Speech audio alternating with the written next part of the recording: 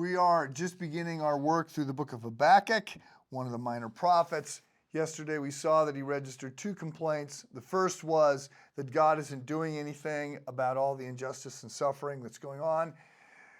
And the second is that God plans to do something and he's going to use the Babylonians. So we're going to look at how God sort of rationalizes, how God explains himself. But today, before we go there, I want today to just frame this question, because it is in many senses one of the very big questions. What are we to make of suffering? What do we make of what we refer to as the problem of evil? The classic articulation of this comes from a 5th century BC Epicurean, well, not just an Epicurean philosopher, but Epicurus himself. And he basically says if God is all powerful, then he could stop evil, and if he was all good, then he would want to stop it. So the fact that pain and suffering and injustice runs rampant means that God is either not all good or he's not all powerful. Or a different way this gets phrased is to say, if he's good, he would. If he could, he should. Since he doesn't, he isn't. So you can think about that for a while. If he's good, he would. If he could, he should. Since he doesn't, he isn't. Look, I'm not gonna unpack this philosophically for a couple reasons. One, it doesn't really help. People who are suffering don't need a philosophical explanation of the problem of evil. What they need are friends who will just show up and sit with them. Not like Job's companions who are going to try and explain everything and blame them. Just people that are going to show up and just be there and say, I don't know what to say. I don't know what to do. I'm just here to cry with you and to stand alongside you. Secondly, I'm not answering this question philosophically, because my experience is, as often as I want to do that, people don't show up at church looking for a philosophical explanation. I will say that the syllogism breaks down. So it does not necessarily follow that if he could, he would, and since he doesn't, he isn't. Evil may have a purpose for a time, a higher purpose than we can see. And it's worth noting that the problem of evil is not simply a problem for Christians, it's a problem for every worldview. Other religions are also trying to deal with it. Some of them deal with it by just saying evil is an illusion. Some deal with it by saying suffering helps us become better.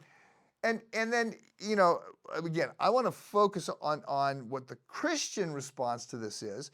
But it's worth also noting in the margins that part of the problem we're having in our culture right now is Western secularism is the least equipped philosophy to help people struggle with pain and suffering. There's just there's no good that they see in it at all.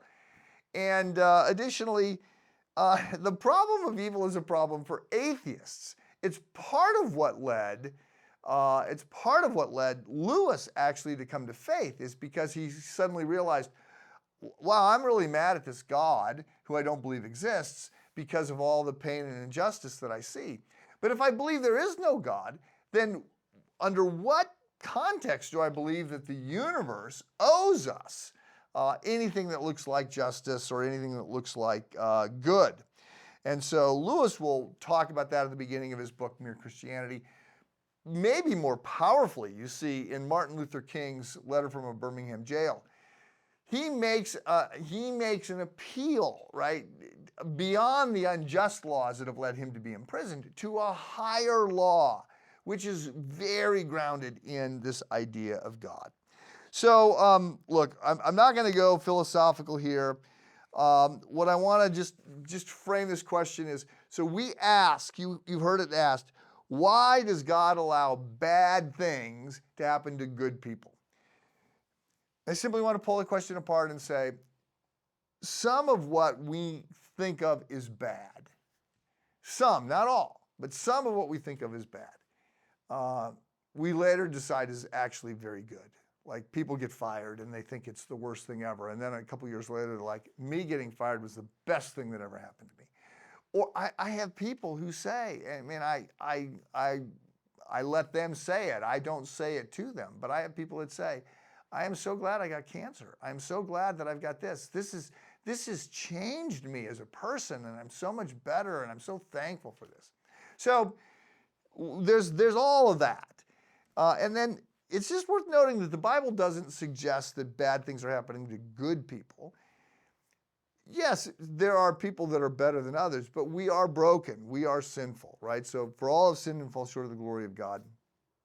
And when Jesus gets asked this question in Luke, the Tower of Siloam, when people are saying basically, how could God allow this tower to fall and these people to die?